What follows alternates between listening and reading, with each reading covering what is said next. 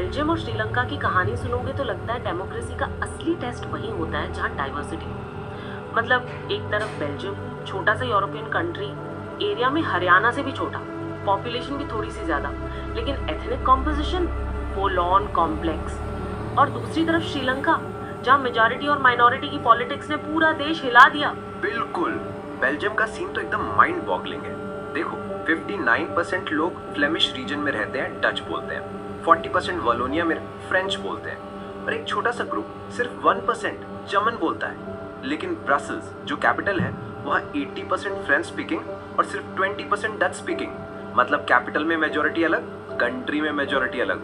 Imagine करो confusion का level. और टेंशन भी इसी कंफ्यूजन से आई थी। फ्रेंच स्पीकिंग कम्युनिटी पहले ज्यादा रिच और पावरफुल थी। डच स्पीकिंग लोगों को इकोनॉमिक डेवलपमेंट और एजुकेशन का बेनिफिट बाद में मिला। 1950s और 60s में तो ब्रसल्स में सिचुएशन इतनी टाइट हो गई थी कि लग रहा था अब पार्टीशन हो जाएगा। हाँ, और अगर बेल्जियम ने पावर शेयरिंग का जुगाड़ नहीं किया होता तो शायद आज यूरोपियन यूनियन का हेडक्वार्टर ब्रसल्स में नहीं होता। उन्होंने कॉन्स्टिट्यूशन को 4 बार अमेंड किया, 1970 से 1993 तक, ताकि सबको साथ लेके चल सके। सेंट्रल गवर्नमेंट में डच और फ्रेंच स्पीकिंग मिनिस्टर्स की संख्या इक्वल। कुछ स्पेशल लॉज के भी दोनों ग्रुप्स की मेजॉरिटी चाहिए, और ब्रसल्स की गवर्नमेंट में भी इक्वल रिप्रेजेंटेशन।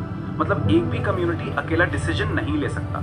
और एक और ट्विस्ट, कम्युनिटी गवर्नमेंट। हर लैंग्वेज कम्युनिटी एक अलग गवर्नमेंट इलेक्ट करती है, चाहे वो किसी भी रीजन में लेते हो। उनका काम कल्चर, एजुकेशन और लैंग्वेज से रिलेटेड इश्यूज हैंडल करना। कॉम्प्लिकेटेड है लेकिन काम करता है। श्रीलंका का केस सुनो तो लगता है डेमोक्रेसी का ऑपोजिट भी हो सकता है। 1948 में इंडिपेंडेंस मिली और सिन्हाला मेजॉरिटी ने पावर अपने पास रखने के लिए मेजॉरिटेरियन पॉलिसीज बना दी। 1956 में सिन्हाला को ही ऑफिशियल लैंग्वेज बना दिया, तमिल्स को इग्नोर कर दिया। यूनिवर्सिटी एडमिशंस, गवर्नमेंट जॉब्स, सब में सिन्हाला लोगों को प्रेफरेंस। और कॉन्स्टिट्यूशन ने बुद्धिज्म को भी स्पेशल स्टेटस दे दिया। रिजल्ट, तमिल्स को लगा उनकी आइडेंटिटी, लैंग्वेज, कल्चर सब इग्नोर हो रहा है। उन्होंने डिमांड की तमिल को भी ऑफिशियल लैंग्वेज बनाओ, रीजनल ऑटोनॉमी दो, इक्वल अपॉर्चुनिटी दो। लेकिन गवर्नमेंट ने मना कर दिया। 1980s तक सिचुएशन इतनी बिगड़ गई कि तमिल्स ने अलग स्टेट तमिल ईलम की डिमांड कर दी, और फिर सिविल वॉर। 1983 से 2009 तक हजारों लोग मरे, लाखों रेफ्यूजीज बन गए और देश की इकोनॉमी भी क्रैश हो गई। देखा जाए तो बेल्जियम ने डाइवर्सिटी को समझा, रिस्पेक्ट दिया और पावर शेयर किया। श्रीलंका ने मेजॉरिटी का प्रेशर डाला और यूनिटी की जगह डिवीजन मिल गया। तो पावर शेयरिंग का फंडा सिंपल है, अगर यूनिटी चाहिए तो सबको साथ लेके चलो, नहीं तो कॉन्फ्लिक्ट पक्का। और पावर शेयरिंग का लॉजिक भी दो तरह का है। एक तो प्रूडेंशियल, मतलब प्रैक्टिकल सोचो, कॉन्फ्लिक्ट कम होगा, स्टेबिलिटी आएगी। दूसरा मॉरल, मतलब डेमोक्रेसी का असली एसेंस है कि लोगों को सरकार में हिस्सा मिले, उनकी आवाज सुनी जाए। जैसे इंडिया में रिजर्व्ड कंस्टिट्यूएंसीज हैं या पंचायत लेवल तक पावर जाता है। हाँ, और पावर शेयरिंग के फॉर्म्स भी इंटरेस्टिंग है। पहला हॉरिजॉन्टल, लेजिस्लेचर, एग्जीक्यूटिव, जुडिशरी अलग अलग पावर एक दूसरे को चेक करते हैं। दूसरा वर्टिकल, सेंट्रल और स्टेट गवर्नमेंट्स के बीच पावर डिवाइड। तीसरा सोशल ग्रुप्स के बीच में, जैसे बेल्जियम का कम्युनिटी गवर्नमेंट या इंडिया में SC/ST रिजर्वेशन। चौथा पॉलिटिकल पार्टीज और प्रेशर ग्रुप्स के थ्रू, जैसे कोएलिशन गवर्नमेंट्स। अब एक हाइपोथेटिकल सोचो, बेल्जियम में अनेट एक डच मीडियम स्कूल में पढ़ती है। फ्रेंच स्पीकिंग स्टूडेंट्स चाहते हैं कि फ्रेंच मीडियम हो। श्रीलंका में सेल्वी तमिल मीडियम स्कूल में स्टूडेंट्स चाहते हैं तमिल मीडियम हो। दोनों के पेरेंट्स गवर्नमेंट के पास जाते हैं, तो किसकी सुनवाई होगी? बेल्जियम में चांसेस ज्यादा है क्योंकि वहाँ सिस्टम ही बना है कि हर कम्युनिटी की लैंग्वेज और कल्चर को रिस्पेक्ट मिले। श्रीलंका में मेजॉरिटेरियनिज्म की वजह से तमिल्स की डिमांड इग्नोर हो सकती है। और एक और कहानी, लेबनान का खलील, जिसका फादर ऑर्थोडॉक्स क्रिश्चियन है, मदर सुन्नी मुस्लिम।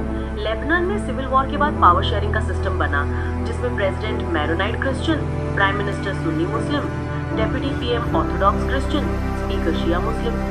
खलील को लगता है ये अनफेयर है क्योंकि अब मुस्लिम्स मेजॉरिटी में है लेकिन टॉप पोस्ट उनके लिए रिजर्व नहीं है। लेकिन एल्डर्स कहते हैं कि ये सिस्टम शांति का गारंटी है। ये डिलेमा हर डाइवर्स सोसाइटी में आता है। क्या रेगुलर डेमोक्रेसी जहाँ मेजॉरिटी जीत जाए सब जगह काम करेगी, या फिर टेलर मेड पावर शेयरिंग चाहिए जैसे लेबनान, बेल्जियम में है?